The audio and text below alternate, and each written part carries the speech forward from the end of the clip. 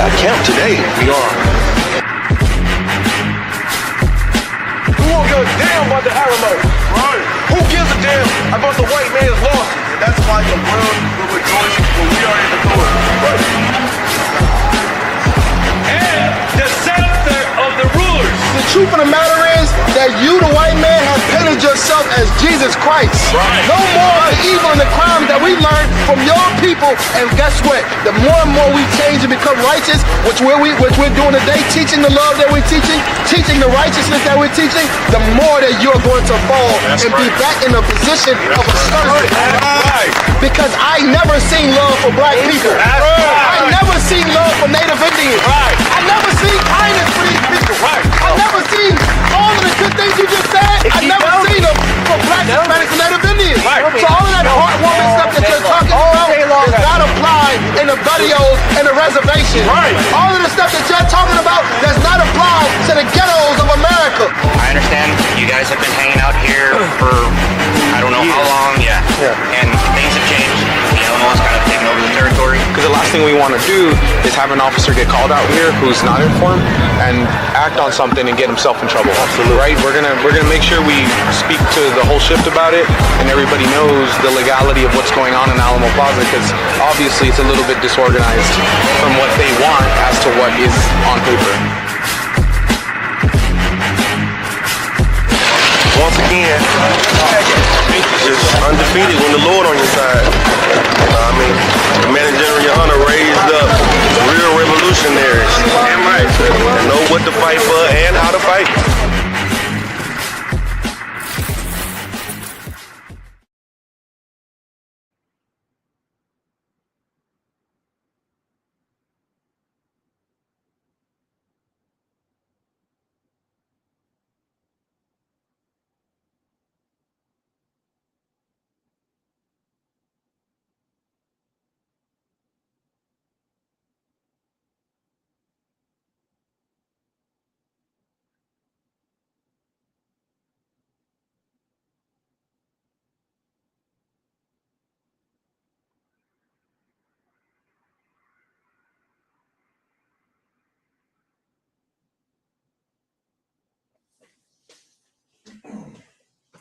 Hey, Shalom, Yahabashim Shabbatah.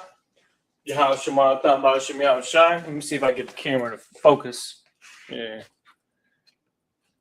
Shalom, Yahabashim Shabbatah. This is the Isupk, started out of 1 West, 125th Street, Harlem, New York, in 1969, under commanding General Yohana. And we're here to teach the truth of the Bible that so-called Black, Hispanic, Native American Indians are the real Israelites according to the scriptures. Friday classes are Ancient Hebrew class, the Lashon Kodash class. We left off in the book of Psalm, chapter 65.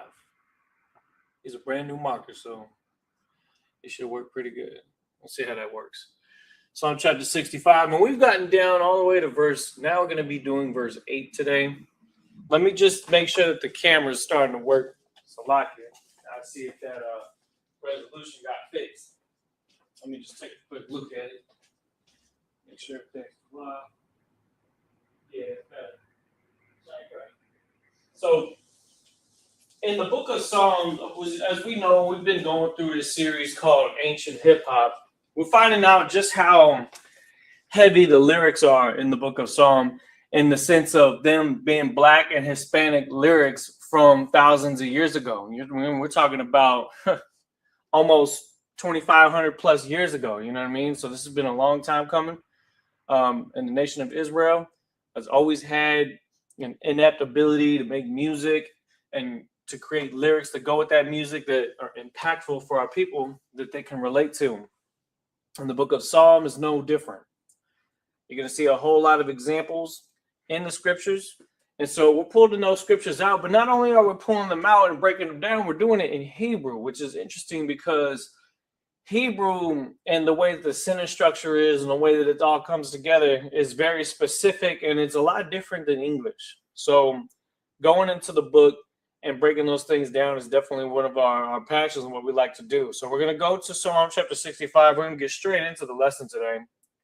Okay. I had some stuff on the board here. Some of the brothers came over and we had been kicking it after camp, and I was breaking down the brother's name, so it was all over the board. But I had to clear the board for the class. Perhaps one of these days we can go back in and describe more of the Hebrew names that the brothers have in the school. But it's a really, really crazy thing to see how the language itself tells the story of each brother's name in such a distinct way. So it's interesting. Now we're going to go to Psalm chapter 65 and verse 8. Okay. Let's just go through it right here. I'm going to write it down. So we got Wa, Ya, Ya, Ra'awa.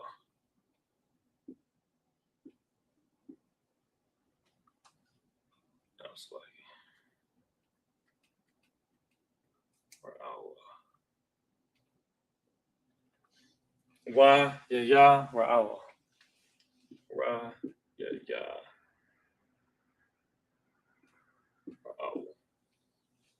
The root word there is Yara'ah. Yara'ah. So this is the base word. We'll cover that in a second. We'll come back, circle back, and do all that. Yeshabia is the next word right there. So we're just writing in the Hebrew right now. This is the perfect time for you to copy what's on the board as I'm writing it, if I'm not in the way. Hold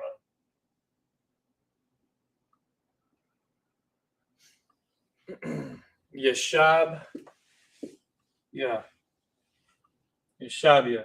Then we got the next one is Kwa Tazawath. We got Kwa. We got Tazah. Kwa Tazawath. Kwa Tazawath. And we have Ma'awath Yak. All right. So let's write that down. So we got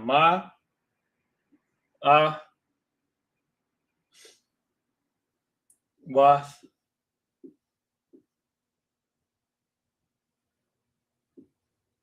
Yak. Some complicated words here we're seeing. Don't sweat. We'll make it all make sense here in a minute. Ma'awath Yak. Ma'awath Yak. Hope y'all can see the board pretty easily. All right. Let's see. And then we got Mawa Tazaaya. Okay, let's get that. So we got Ma. Oh. Let's stop right there. So you got Ma. Wa.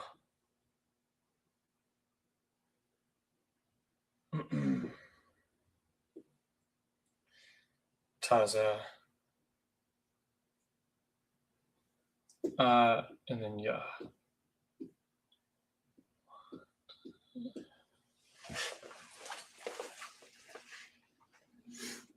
All right. Next up is Bakwar. We got Ba, Kwa, and Ra. Bakwar. Wa'arab. You see that word quite often. Starting to see that one more often. Wa'arab.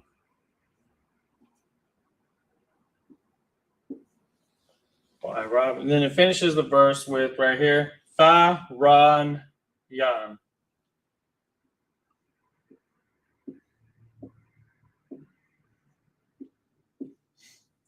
Taranyan. So here's Psalm chapter 8 in the Lashon Kodash. Let's read it a few times so we can practice how to pronounce it. We'll get through that, and then we'll go ahead and break down the definitions so that we can see how the sentence structure is in the Hebrew, and then of course translate it using the King James version to see how it comes out in the English version. So Psalm 65 and 8. Wa ya ya ra'awa. Wa ya ya ra'awa. Yeshabia. Yeshabia. Kwa tazawath. Kwa tazawath. Ma'awath thayak. Ma'awath thayak. Okay. Mawa tazaaya.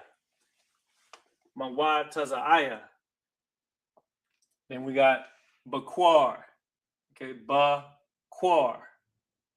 Next phrase is Wa I rob. Wa I rob. Okay. Tharanyan. Tharanyan. Okay. Let's read it one more time without any breaks. See how we can keep the flow of it. Wa ya ya ra wa. Ya shabya. Tha tazawath. Ma awath thayak. Ma wa tazaaya.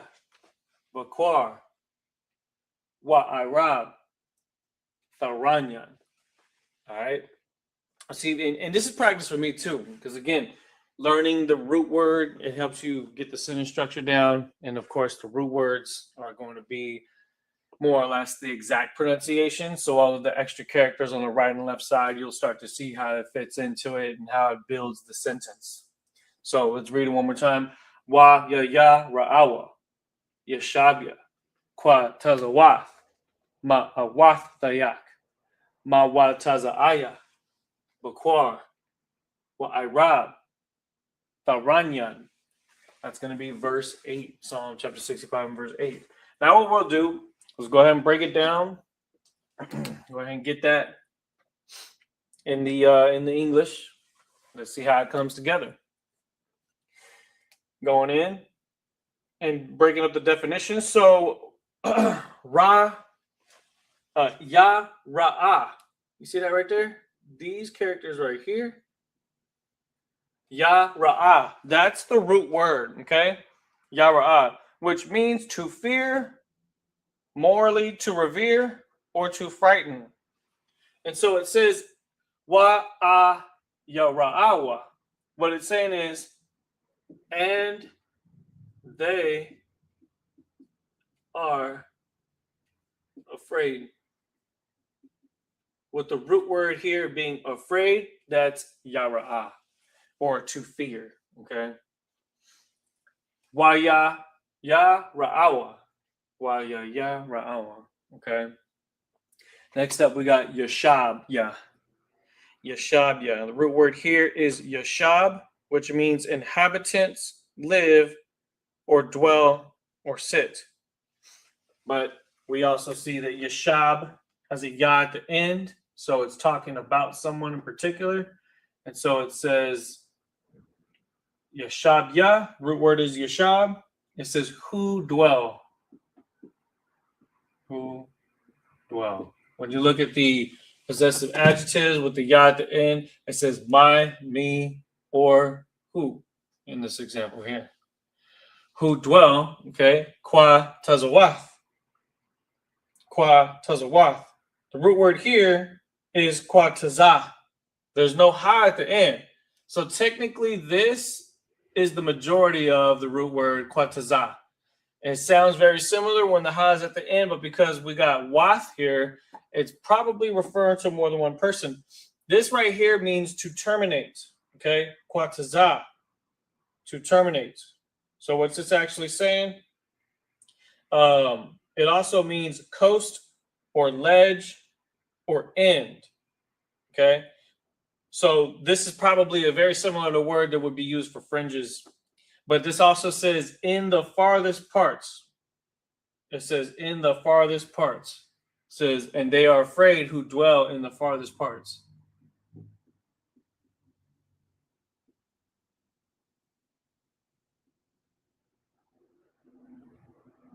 The root word here being far or end, aka end. Kwatazah means end. Tha as a singular character also can represent the end as well. But kwatazah is a formal word that means farthest part, coast, corner, edge, participle, or fringes. Okay. It also directly means a termination, because also that would be the end of something, okay, or the farthest part of somebody's lifespan, or for an event or something like that. So a termination. That's another reason why when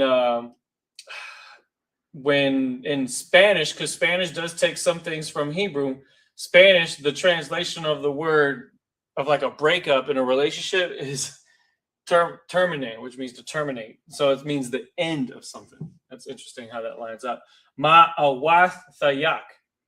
Ma'awathayak. Now the root word here is awath. Ma'awath. Boom. So out of all these characters, this is the root word awath. Awath means a signal as a flag, beacon, monument, omen, prodigy, or evidence. So what that's saying is of the farthest parts of your signs.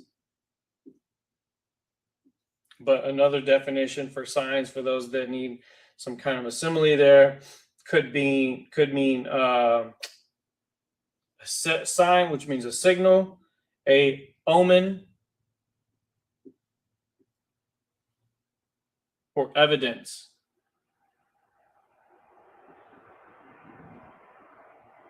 Because people, Israel seeks a sign and a wonder, that would mean an evidence. They seek an omen. They seek something that's astounding that makes it completely clear. That's the kind of people that we are. We need to be. Our people require a lot of reassurance. That's not just women, and also men too, because a lot of brothers that struggle with holding on to the truth. If they do, it's usually because they need to see more and more evidence that this is in fact the truth, when we're supposed to be operating by faith and not by sight. But in some cases, the Most High does throw you some evidence here and there that he is in fact judging us, dealing with us. And of course, the whole book of Deuteronomy 68 is exactly an awath, okay, a sign or an omen. So that definitely can be used when referring to the curses or even the blessings in the book of Deuteronomy chapter 28. So keep that in mind. And that's why I say it'll be a sign unto you. It says ma'wataza'aya. Ma'wataza'aya. The root word here is ma'wataza'ah. Ma'wataza'ah. Ma'wataza'ah. This means brought out, that which comes out, going forth, that which proceeded out. So it says the outgoings.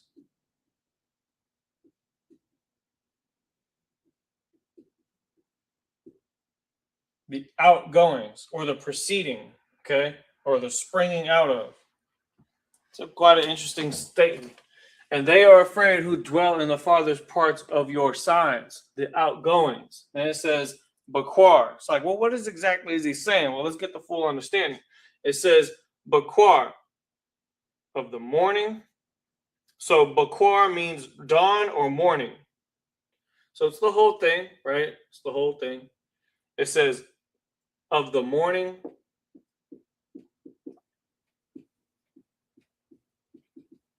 The root word is bakwar, which means morning. Wa I rob. I rob means evening. I rob means evening. I rob. The root word here is right here. Wa I rob means and the evenings. And evenings.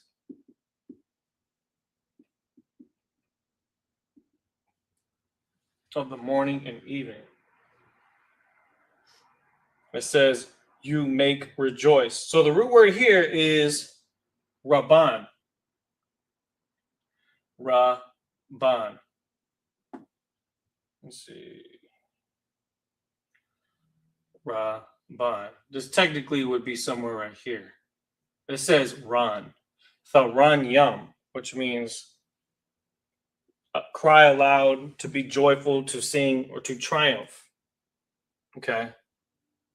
So it's saying a lot of different things. It's almost like this in itself sounds like a parable. It's almost like a sentence that someone will say where you have to hear it more than once to really understand it, or you'll have to go through certain experiences in life to really get the gist of what's being said right here.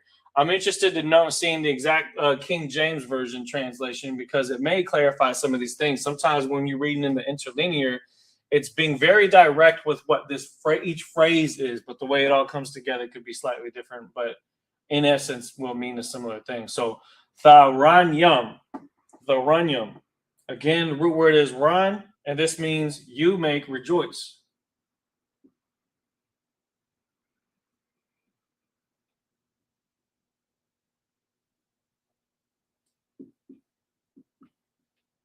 But the word Rabban Rabban meaning triumph, to shout, to sing, to rejoice. It's interesting. It says, and they are afraid who dwell in the farthest parts of your signs. The outgoings of the morning and evening you make rejoice. That sound like some bars, but what does it actually mean, right? Let's go ahead and get that in the King James Bible. I'm going to see how it lines up. And so Psalm chapter 65 and verse 8. It says basically the same thing. They also, well, let's back up a few verses just to read so you can see how this lines up. Because in the previous classes we were reading about how the Most High does things across the earth that are very great in power and very terrible, very astounding, very awesome. And those are the exact words and phrases that are used. And it says in verse 5, by terrible things and righteousness thou wilt answer us, O God of our salvation, who art the confidence of all the ends of the earth, and of them that are afar off upon the sea. Verse 6, which by his strength setteth fast the mountains, being girded with power. Verse 7, which stilleth the noise of the seas, the noise of their waves, and the tumult of the people. Okay, so as we finish the verse 7, it finishes by saying, and the tumult of the people. Verse 8 then says, they also that dwell in the uttermost parts are afraid at thy tokens. Thou makest the outgoings of the morning and evening to rejoice. So it says, thou makest the outgoings of the morning and evening to rejoice. When it says the uttermost parts are afraid at thy tokens, when we go to translate that word tokens, it should show awath. So that is the same phrase here, awath. I'm going to add that definition because technically in the King James, it does use that right here. So token. And so some further definitions of that is a distinguishing mark, a remembrance, a miraculous sign. This is exactly what we just broke down in that definition in Hebrew. So awath does mean that. And so how do we know? It says they that are afraid is because they respect the way the Most High has control over everything from the sun to the moon. It says that we recognize the power that the Most High has established, the order and things across the earth. The way that he could order the waters to sit still, the way he could order, for tornadoes to go across the earth. We, of course, don't consider those things in modern days era because we think that it's just the earth being the earth. But the Most High has a lot of things happen for very specific reasons. If a major earthquake happens in the middle of an LGBT parade in the middle of the Holy Land, that's not just a coincidence. If a hurricane devastates the islands and the Caribbeans and in Haiti and in the Dominican Republic, that is not a coincidence. The Most High does terrible things to awaken our people. Sometimes our people need to be awakened in a very drastic function. And that's the way that our people are. Sometimes we get so stubborn with our way of doing things, we don't consider the Most High until, of course, some event happens that we take as a sign or as a token, as it says right here, or an omen or evidence that he does, in fact, have influence over all these things because it feels like more than just a coincidence when it happens. And that's what it's talking about in this verse. So this verse is referring to those things that the Most High has in control of that affect our lives, and that if we can make it from one day to the next, if we can make it from the morning to the evening, that in itself is a reason to rejoice because everybody's thankful to see another day. Not everybody that was awake, not everybody that woke up on the earth didn't see the evening because every single day there's people that are passing away. And so to be able to see that every single day for a certain amount of time is something to be rejoicing over. And it's something to consider when you're going about your day-to-day business and the things that you decide to do.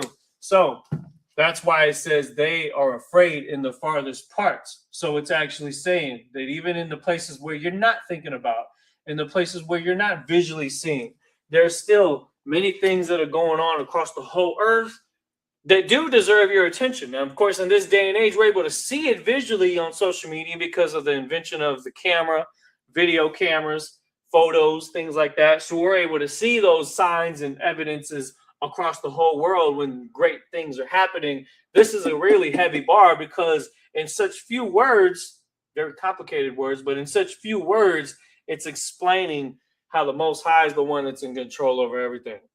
Okay? And that's what verse 8 is talking about. We're going to do one more verse today. We're going to do verse 9. Verse 9 is going to be heavy as well. So let's go ahead and start breaking it down. But before we do, now let's read one more time verse 8. It says, Wa ya ya ra'awa, yashabya, kwa tazawath, ma'awath tayak, ma'wa tazaaya, bakwar, wa'irab, taranyam. Okay, that's going to be verse 8. Y'all can see this pretty good. Trying to get this right. These new markers. All right, so continuing in verse 9, we got paquadath. Okay, we got paquadath.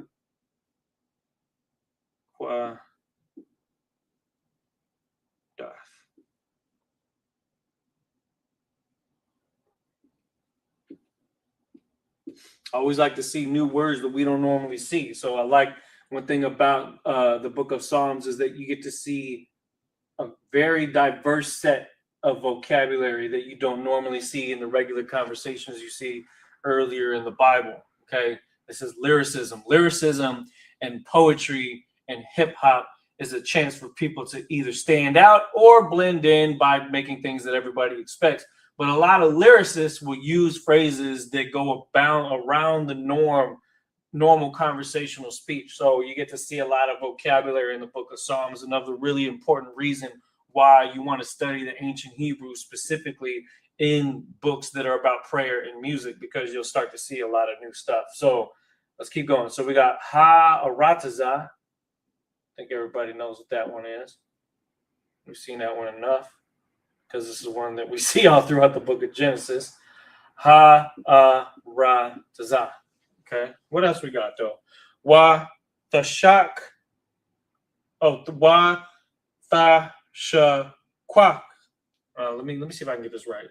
So Wa Tha Sha Kwa, and then Ha. Let me see here. The root word is Shawak. So technically, that's right here. Wa ta shak kwa. Wa ta shak kwa. Wa ta shak kwa.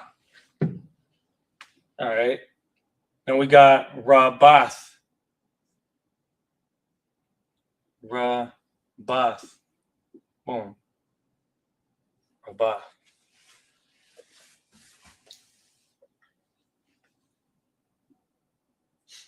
Rabath. Next up is Tha-I-Shar. Let me see.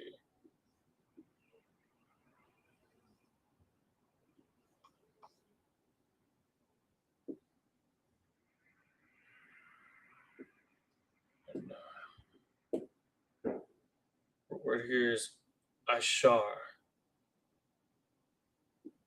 Tha-I-Shar na. Tha-I-Shar na. All right. Tha-I-Shar na. Next up, we got Palag.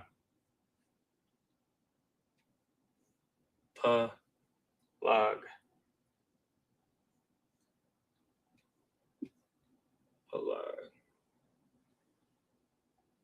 Alahayim.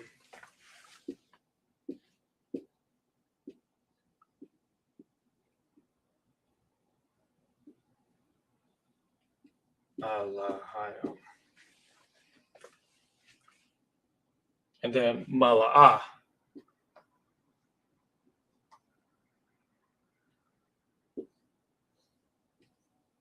Mala'ah. Mayam.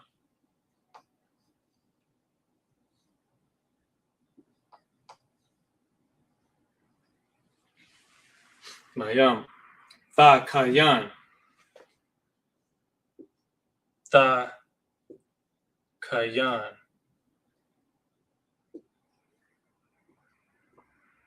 Tha kayan. Finishing up this verse here because we already got 2 lines. It's almost done though. That's da ganam. Da ga nam. Da ganam. Kaya. Kaya. Then we got Khan.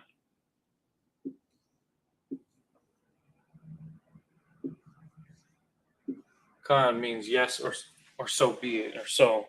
And it says Takayana. I think I just used that one, right? Takayan. Slightly. It's almost the same. So it goes Tha Ka Ya Na.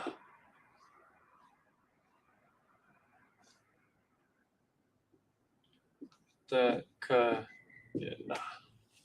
So let's read that real quick, and then we'll break it down. Pakwadath ha'arataza wa the shakwa. Shakwa. You can kind of put those roll together. Shak and then kwa. Wa tha shakwa. Then it goes rabath. Then it says tha aisharna. Then it says palag alahayam mala'a mayam thakayan da ganam kaya kan thakayana. Woo, that's a tongue twister right there, yeah. That is definitely one of them ones that's gonna have you. It takes a lot of repetition, but that sounds like if I was saying it faster, if I was saying it fluent, it would probably flow really well. It's like we're theory crafting here and relearning a language that had been stripped from us. So as we come back to it, as we start to get a little bit more fluent with at least reading it, seeing the vocabulary, learning to understand it, and we'll begin to catch that rhythm of that ancient hip hop that we've been going over. Okay, it starts with the language and it starts with the vocabulary. Let's go ahead and get into this. So, pakwadath. Root word here is pakwad. So technically, this portion right here is the root word. Pakwad means to appoint, to visit, to oversee, to charge, or to care for. The word says you visit. So to oversee, to appear, which would be this portion right there. Pakwadath, you visit. The tha at the possessive adjective. In this particular case, it does mean you. Pakwadath is added to the end. Ha-arataza. So what is it that he's visiting? The earth. Arataza means earth. Okay? Earth. And this goes right along with here because the Most High sends, he says the Lord will visit the earth, and the things that he does, that of course, he set spirits to set sore strokes and things like that. So there's a lot of different events that can happen when it says the earth. When the Most High visits the earth, it's not always a pleasant thing. Watha shakwa. Watha shakwa. Let's see what he says right here. It says shawak is the root word. It means to run after or over or overflow. And so that's interesting because it says and water it. Okay. So the root word here is overflow, which is shak in this particular case. So the word right here, wa tha shaka, it means and water it.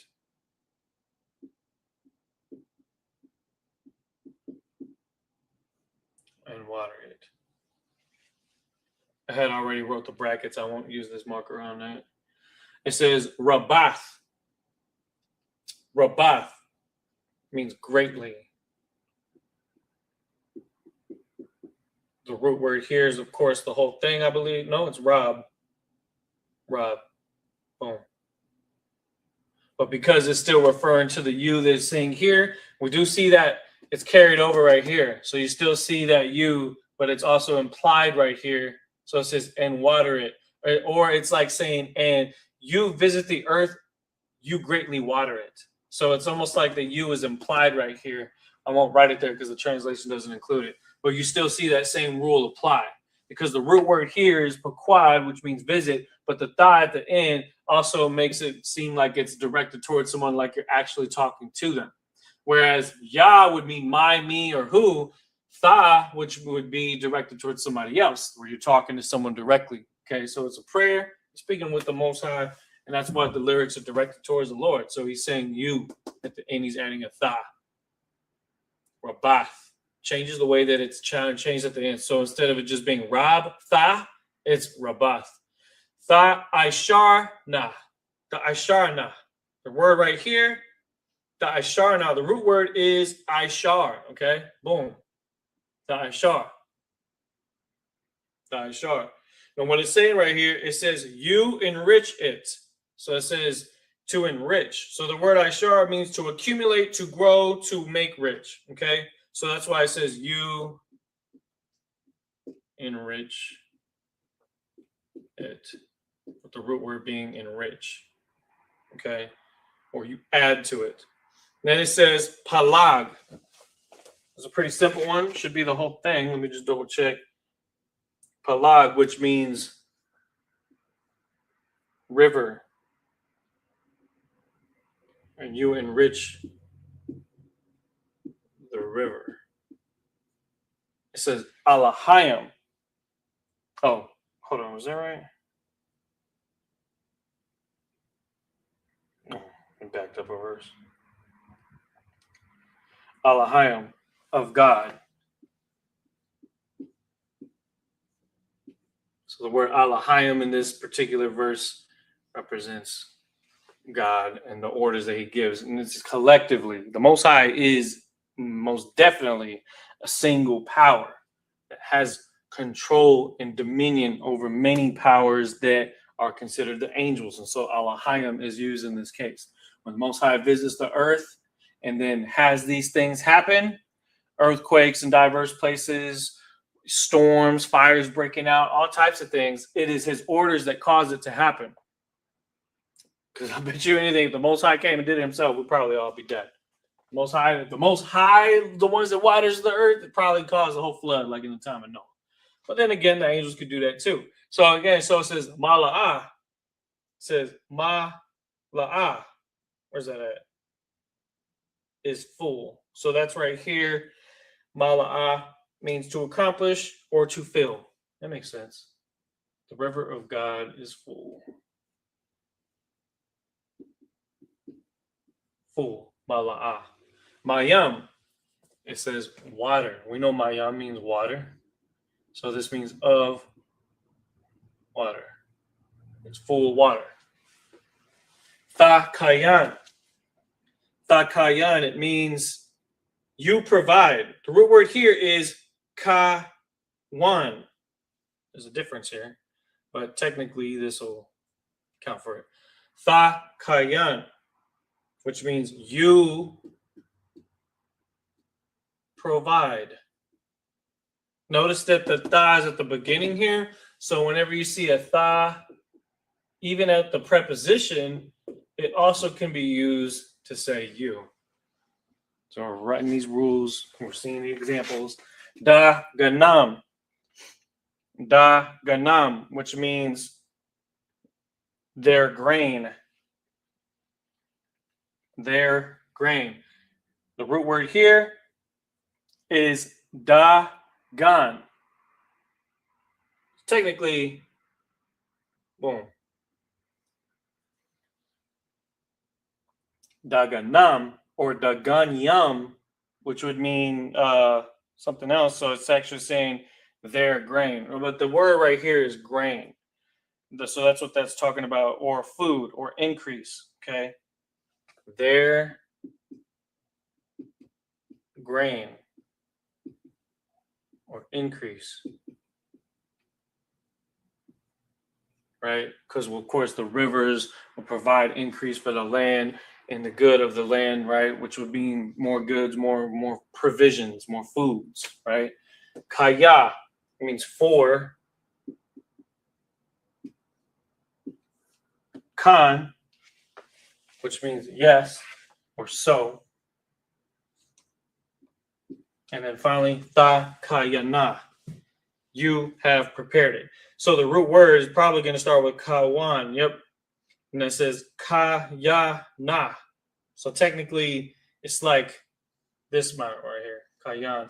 Oh, it's kawan in this exact instance. So it gets changed when there's something added at the front. So it's saying, you have prepared it. Kayan or kawan means to establish, to steadfast, or to prepare. Okay? So it says, you have prepared it. That being the root word. So prepare is kayan. All right. Let's go ahead and recap. Got some new markers on the board, so hopefully it's much more legible. I understand. It's looking real sharp, looking real dark, so that the camera can pick up on it. Got some Hebrew written on the board here, translating it into the English. Let's go ahead and read verse 9, and then we'll read the whole thing. Pa quadath ha arataza wa the shakwa rabath the asharna palag alahayim Mala'ah, Mayam, Ta Kayan, Daganam, Kaya, Kan, Ta Kayana. Man, that sounds crazy. It sounds cool as hell to be able to read this Hebrew, man. Let's go ahead and get that into English. This is the KJV. Now we're in Psalm chapter 65, verse 9. Okay. 65 verse 9. So it reads, thou visiteth the earth and waterest it. Thou greatly enrichest it with the river of God, which is full of water. Thou preparest them corn when thou hast provided for it. So again, the Most High is the one that provides all the way at the end of the earth, things that make us rejoice, things that astound us, whether it be bad or good. And that's something that's established all throughout this chapter, that the Most High does great things to punish and to bless. You understand? And so we'll read it all the way through. It says, wa ya ya ra'awa, ya shabya, kwatazawath, ma awath thayak, ma wa tazaaya, bakwar, wa irab, taranyan, pa kwadath, ha arataza, wa the shakwa, rabath, tha asharna, Palag, Alahayam, Mala'ah, Mayam, Tha Kayan, Daganam, Kaya, Kan, Tha Kayana. And that, my friends, my brothers and sisters, is Psalm chapter 65, verses 8 and 9 in the Hebrew. Again, and it reads, and they are afraid who dwell in the farthest parts of your signs and evidence. The outgoings of the morning and evening you make rejoice. You visit the earth and water it. Greatly you enrich it. The river of Yahweh, or the Most High, is full of water. You provide their increase. It said corn in the KJV. It said grain in the interlinear, but we know that overall means increase.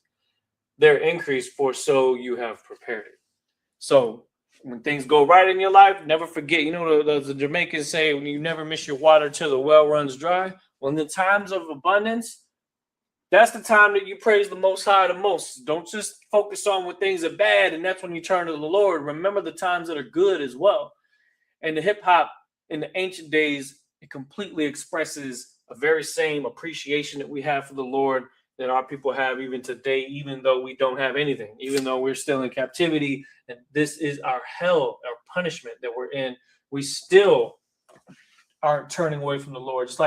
Just like when Job didn't turn his back on the Lord when things weren't going well for him, we have to consider the things that happened in the previous generations so that we can move forward with the strength and understanding that the Most High is the one who is truly in control of the entire program. So with that, This is the Isupk. Started out at 1 West 125th Street, Harlem, New York in 1969 under Commanding General Yohana. Shalom.